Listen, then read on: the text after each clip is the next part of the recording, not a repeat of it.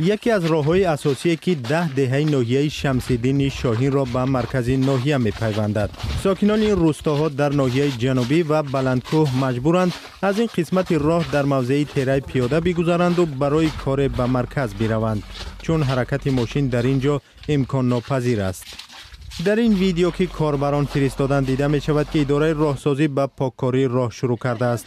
در حکومت ناحیه شمس‌الدین شاهین بر رادیو آزادی گفتند باد همیشه برف را در اینجا جمع می کند و پاک کردن آن آسان نیست و فرصت می خواهد.